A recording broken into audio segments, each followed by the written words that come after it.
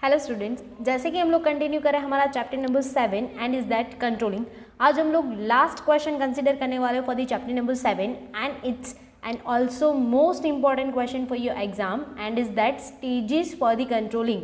यानी कि अगर हमें कंट्रोलिंग अप्लाई करना है तो उसका प्रोसेस क्या रहेगा, और प्रोसेस के रिलेटेड आपको एक पॉइंट खास नोट करना है गाइस कि ये ऑलवेज लाइन टू लाइन ही चाहिए। अगर आपने कहीं पे भी मिसमैच किया पॉइंट में 1 2 3 का पोजीशन चेंज किया तो जहाँ से आपका पोजीशन चेंज हुआ है वहाँ से आपको क्वेश्चन के मार्क नहीं मिलेंगे। बिकॉज ऑफ प्रोसेस है तो हमें कंपलसरी उसको लाइन टू लाइन ही लिखना पड़ेगा। Clear? The stages of the controlling process, first one हमारे पास टोटल 5 स्टेजेस है। पहला स्टेजेस ऐसा है कि सेटिंग स्टैंडर्ड्स, यानी कि पहले हमें क्या करना है, स्टैंडर्ड को सेट करना है। फिर क्या करना है, गैदरिंग इन्फॉर्मेशन, उसके रिलेटेड हमें इन्फॉर्मेशन कलेक्ट करना है कि क्या हम लोगों ने जो कंसिडर किया है उसके रिलेटेड हमारे पास क्या क्या इन्फॉर्मेशन कलेक्ट हो सकती है। क्लियर? फिर then after a measuring performance, जो इन्फॉर्मेशन हम लोगों ने गैदर किया है उसके ऊपर से हम लोग हमारा जो परफॉर्मेंस अभी तक हमें मिला है आउटपुट उसको मेजर करेंगे। फिर देन आफ्टर क्या करेंगे तो कि comparing actual performance with set standards, यानी कि हम लोगों ने जो अभी देखा कि हमें उसके जो परफॉर्मेंस है उसको मेजर करना है, तो वही परफॉर्मेंस जो हम लोगों ने मेजरमेंट किया है उसको जो एक्चुअल आउटपुट हमें मिला है उसको कंपेयर करेंगे हमारे स्टैंडर्ड्स के साथ, यानी कि जो हम लोगों ने गोल पहले से डिसाइड किया है उसके साथ कंपेयर करेंगे।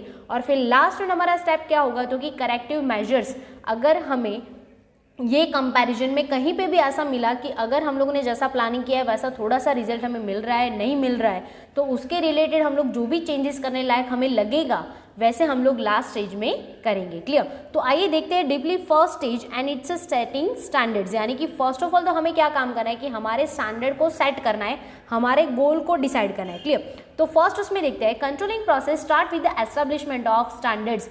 कंट्रोलिंग का प्रोसेस स्टार्ट कहाँ से होगा, जब से हम लोग हमारे स्टैंडर्ड यानी कि हमारे गोल को सेट करेंगे वहाँ से होगा। क्लियर? फिर है standards are measures of efficiency.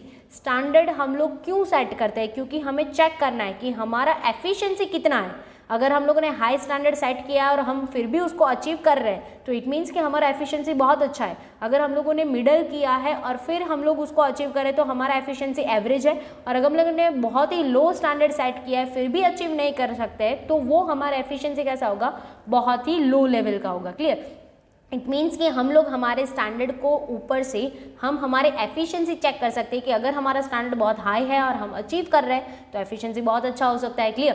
Controlling make a comparison between the actual work and set standard. Controlling ज़्यादातर करता क्या है, एक तो ऑब्जर्वेशन करेगा, फिर उसको कंपेयर भी करेगा कि हम लोगों ने जैसा काम हकीकत में किया है क्या वो हम लोगों ने जैसा गोल डिसाइड किया था वैसा हुआ है कि नहीं हुआ है। Clear? Controlling sees to it whether the activities are according to planning or not। It means कि वो सेटिंग के जो हमारा स्टैंडर्ड्स है उसके साथ उसको सेटिंग करेगा। अगर सेटिंग नहीं मिल रहा है इट मीन्स कि वो कंपैरिजन में वो हमें इतना इफेक्टिव रिजल्ट नहीं मिल रहा है, तो हमें देखना पड़ेगा कि हमारा प्लान क्या था और हम जा किस तरफ रहे हैं। क्लियर? इट मीन्स कि कंट्रोलिंग ये देखने का काम करेंगे कि हमारे स्टैंडर्ड्स के हिसाब से काम हो रहा है कि नहीं हो रहा है, हमारे प्लानिंग के जो ऑब्जेक्टिव्स है उसके हिसाब से काम हो रहा है कि नहीं हो रहा है। क्लियर? स्टैंडर्ड्स कैन बी, अब हमारे स्टैंडर्ड कैसे हो सकते हैं, तो फर्स्ट वन है qualitative and second one is quantitative, यानी कि हम हमारे जो स्टैंडर्ड है उसको क्वालिटी के हिसाब से भी कंसीडर कर सकते हैं और क्वांटिटी के हिसाब से भी कंसीडर कर सकते हैं। फॉर एग्जांपल अगर हम लोग किसी का प्रोडक्शन करें तो हमारे स्टैंडर्ड ऐसे हो सकते हैं कि भाई चलो हमें एक दिन में 1000 यूनिट का प्रोडक्शन करना है, तो वो कैसा हो गया, क्वांटिटेटिव। अगर हमारे स्टैंडर्ड्स कुछ ऐसे हैं कि भले ही हम लोग 100 यूनिट का भी प्रिपरेशन क्यों ना कर पाए बट वो पूरे क्वालिटेटिव होनी चाहिए, उसका क्वालिटी हमें मेंटेन करना है, नंबर्स ऑफ यूनिट से हमें कोई लेना देना नहीं, तो वो हमारे स्टैंडर्ड्स कैसे हो जाएंगे, क्वालिटेटिव हो जाएंगे। क्लियर? स्टैंडर्ड्स इंक्लूड, यानी कि हमारे स्टैंडर्ड के अंदर क्या क्या इंक्लूड हो सकता है, कौन कौन से स्टैंडर्ड्स हो सकते हैं, कौन कौन से गोल हो सकते हैं हमारे। तो फर्स्ट वन है कॉस्ट प्राइस। हम ऐसा भी तो स्टैंडर्ड बना सकते हैं कि हमारा कॉस्ट जितना आए उतना कम होना चाहिए, एज पॉसिबल एज मिनिमम कर सकते हैं। फिर इनकम, हमारे स्टैंडर्ड्स हमारे टारगेट ऐसे भी हो सकते हैं कि हमारा इनकम जो है वो मैक्सिमम होना चाहिए। कैपिटल, हम जितना पॉसिबल हो सकते हैं उतना कैपिटल का ग्रोथ करेंगे। प्रॉफिट के कुछ टारगेट्स होंगे, प्रोडक्शन के कुछ टारगेट होंगे, कॉस्ट के कुछ टारगेट होंगे। तो ऐसी बहुत सारी चीज़ें हैं कि जिसके रिलेटेड हम लोग टारगेट बनाएंगे और उसको अचीव करने की कोशिश करेंगे। फिर देन आफ्टर है स्टैंडर्ड्स ऑल्सो फॉर, हमारे जो स्टैंडर्ड है ज़रूरी नहीं है कि शॉर्ट टर्म के ही होंगे या फिर ज़रूरी नहीं है कि लॉन्ग टर्म के ही होंगे, वो शॉर्ट टर्म के भी हो सकता है, लॉन्ग टर्म के भी हो सकते हैं। अगर आप आपका पॉलिसी फ्रेम करते हो पूरे बिजनेस के लिए तो वो लॉन्ग टर्म हो सकता है। अगर आप सिर्फ पर्टिकुलर प्रोजेक्ट के लिए काम कर रहे हैं तो वो कैसा हो सकता है, शॉर्ट टर्म हो सकता है। क्लियर। फिर है standards are decided at the top level management. Standard decide कहाँ से होते हैं, तो कि टॉप लेवल मैनेजमेंट से डिसाइड होते हैं, and middle and bottom level work on it. और मिडल और बॉटम लेवल तो कैसा करता है, जैसा टॉप लेवल बोलता है वैसा उसको तो प्लान को एग्जीक्यूट करना होता है। क्लियर। इट मीन्स कि फर्स्ट स्टेज हमारा क्या होगा, हम अलग अलग स्टैंडर्ड प्रिपेयर करेंगे। वो स्टैंडर्ड्स हमारे ऊपर डिपेंड रहेगा कि हमारे बिजनेस का पॉलिसी कैसा है, हमारे बिजनेस का नेचर कैसा है और हम क्या रिजल्ट चाहते हैं, उसके हिसाब से हम लोग स्टैंडर्ड को सेट करेंगे। और ये सेट करते हैं टॉप लेवल, मिडल और बॉटम लेवल को तो उसके ऊपर काम करना होता है। क्लियर। तो ये हो गया हमारा पहला स्टेज। सेकेंड वन हम लोग क्या करेंगे, तो कि गैदरिंग इन्फॉर्मेशन। ऑफकोर्स अगर हम लोगों ने जो काम किया है वो राइट है कि रॉन्ग है तो उसके रिलेटेड पहले हमारे पास इन्फॉर्मेशन तो होना चाहिए ना। अगर हमें कोई डिसीजन लेना है कि जैसे स्टैंडर्ड सेट किया है वैसा काम हो रहा है नहीं हो रहा है, तो हमारे पास पहले परफेक्ट इन्फॉर्मेशन चाहिए। अगर हमारा इन्फॉर्मेशन परफेक्ट होगा तो हम उसके ऊपर से जो डिसीजन लेंगे वो भी कैसा आएगा, परफेक्ट आएगा। क्लियर। इट मीन्स कि आगे चलने के लिए हमारे पास राइट नाउ करंट का इन्फॉर्मेशन होना चाहिए। उसमें देखते हैं at this stage information is gathered about the work done and the actual situation and also for the future plan.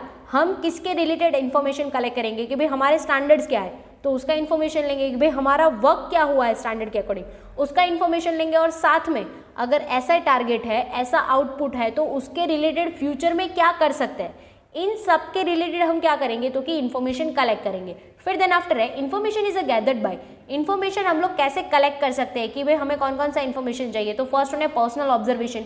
आप आपके जो एम्प्लॉइज है, आपके मैनेजर्स है जो, या फिर आपके यहाँ पे जो भी वर्कर काम कर रहे हैं, उन सबका पर्सनल ऑब्जर्वेशन करो तो आपको पता चल जाएगा कि ये कैसे काम कर रहा है, कैसा काम हो रहा है, कैसा नहीं हो रहा है, ये क्यों नहीं हो रहा है। क्लियर। ये सब इन्फॉर्मेशन आपको मिल जाएगा अगर आप पर्सनली ऑब्जर्वेशन करते हो तो। फिर है ओरल रिपोर्ट। आप जो भी फीडबैक मंगवाते हो उसके ऊपर से ओरली भी सबके रिपोर्ट ले सकते हो, साथ में as well as return report भी ले सकते हो।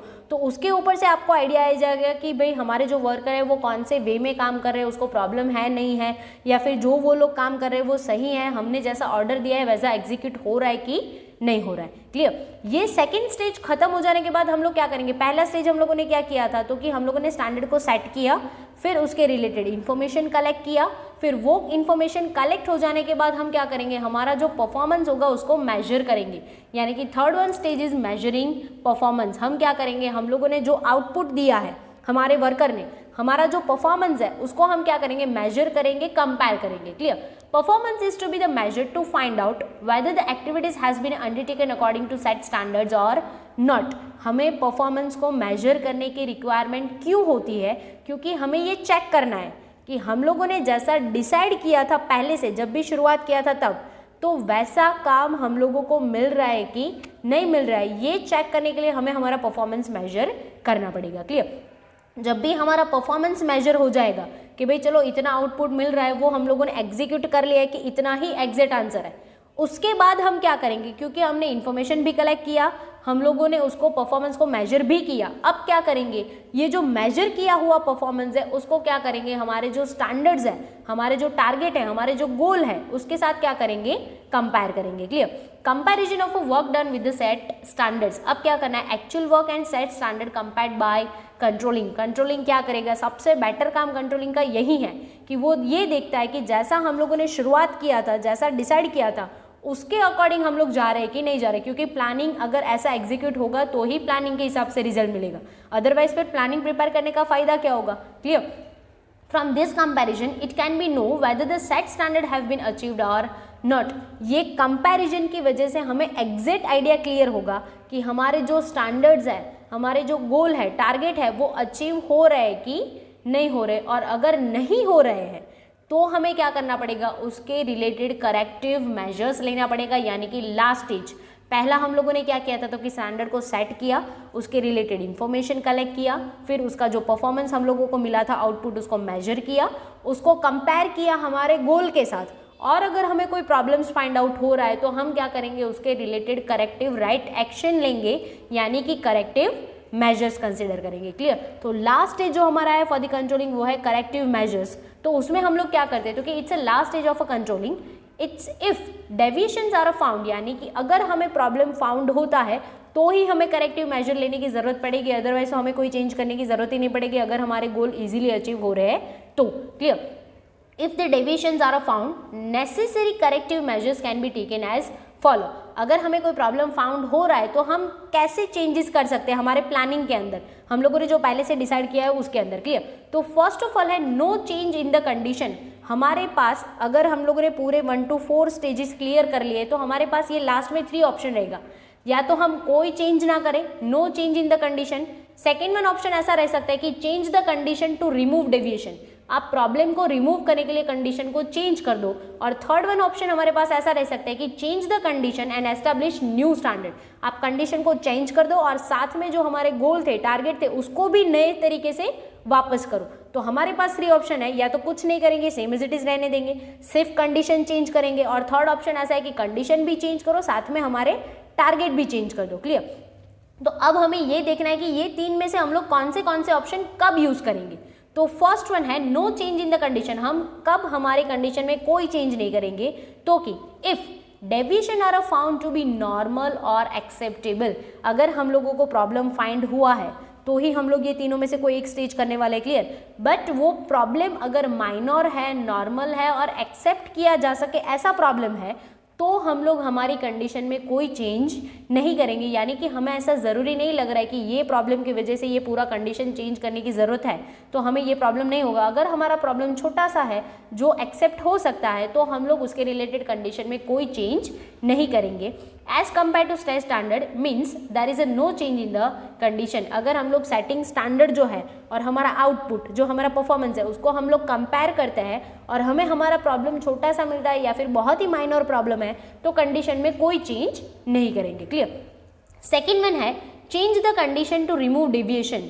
अगर हमें हमारे रिमूव करना है डेविएशन को, प्रॉब्लम को फाइंड आउट करके उसको निकालना है, तो अगर हमें ऐसा लग रहा है कि चलो ये प्रॉब्लम जो है उसमें थोड़ा सा ये कंडीशन के अकॉर्डिंग चेंजेस करना पड़ेगा तो उस टाइम में हम लोग कंडीशन को चेंज करेंगे। कब करेंगे? तो कि if deviation from actual performance is more when compare to set standard, अगर हम लोगों ने हमारा एक्चुअल परफॉर्मेंस है, एक्चुअल आउटपुट है, उसको हमारे स्टैंडर्ड के साथ कंपेयर किया, बट उस कंपैरिजन में अगर हमें प्रॉब्लम बहुत मेजर फाइंड आउट हुआ या तो फिर हमें ऐसा लगा कि हमारे जो सेट स्टैंडर्ड है वो बहुत लो जा रहे हैं या फिर बहुत ज़्यादा जा रहे हैं जिसके कंपैरिजन में आउटपुट हमें नहीं मिल रहा है, तो एट दैट टाइम हम क्या करेंगे, हमारा जो कंडीशन है उसको चेंज करेंगे, यानी कि प्लानिंग में थोड़ा बहुत चेंजेस करेंगे।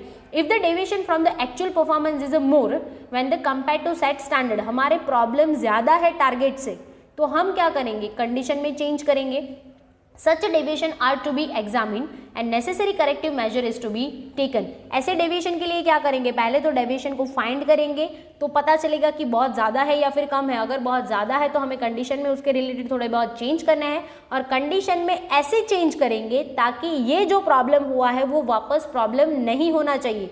हमें ऑब्वियसली ऐसा ही चेंज करना पड़ेगा, अदरवाइज तो कंडीशन चेंज करो ना करो क्या फ़र्क पड़ता है। क्लियर? आपको ऑलवेज ऐसे ही स्टेप टेकन करने पड़ेंगे कि जिसके वजह से आपको अगेन प्रॉब्लम ना हो। क्लियर? फिर देन आफ्टर है last one is change the condition and establish new standards. अगर हमें ऐसा लग रहा है कि हमारा कंडीशन ही रॉन्ग है, हमारा प्लानिंग ही रॉन्ग है और हमें बिल्कुल आउटपुट ही नहीं मिल रहा है, परफॉर्मेंस ही नहीं मिल रहा है, तो हम क्या करेंगे, हमारा पूरा कंडीशन चेंज कर देंगे और साथ में जो हमारे टारगेट्स है उसको भी नया सेट करेंगे। तो उसमें कब करेंगे, when the established standards are not attain continuously.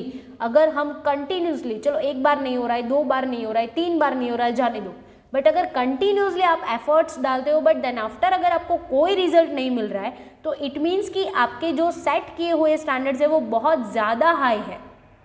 अगर आप बहुत ज़्यादा एक्सपेक्टेशन रखते हो, बहुत हाई चीज़ें एक्सपेक्ट करते हो, तो आप जो नॉर्मल थिंग्स है वो भी ज़्यादा कलेक्ट नहीं कर पाते हो। सो दैट्स वाई अगर हम लोग कंटिन्यूस एफर्ट डाल रहे हैं, कंटिन्यूस कैपिटल यूज़ कर रहे हैं, हमारे वर्कर काम कर रहे हैं, देन आफ्टर अगर हमें आउटपुट नहीं मिल रहा है तो इसका मतलब ये होता है कि जो हमारे स्टैंडर्ड्स है वो बहुत ज़्यादा ही हाई है। सो दैट्स वाई हम क्या करेंगे, हमारे स्टैंडर्ड को वापस निकाल के उसको नया सेट करेंगे और साथ में कंडीशन में उसके रिक्वायरमेंट चेंज करेंगे। Clear? Continuously, it means that standards are too high and change has been essential। हमारे स्टैंडर्ड बहुत ज़्यादा हाई है जिसके वजह से हमें कंपलसरी हमारे कंडीशन में चेंज करना ही पड़ेगा। Clear? In a such a situation new standards are to be set by making required changes. ऐसी सिचुएशन में हमें क्या करना पड़ेगा, हमारे जो स्टैंडर्ड्स है उसको नए तरीके से सेट करेंगे और फिर वापस उसको अचीव करने की कोशिश करेंगे। तो गाइज ये हो गया हमारा प्रोसेस फॉर द कंट्रोलिंग। एक बार रिवाइज कर लेते हैं ताकि ये पता चल जाए कि उसको कैसे रिमूव करना है, कैसे रिमेंबर करना है। क्लियर? तो फर्स्ट ऑफ ऑल देखते हैं कि हमारे पास टोटल 5 स्टेजेस है और ये भी याद रखना है कि आपको कंपलसरी लाइन टू लाइन ही याद रखना है। क्लियर?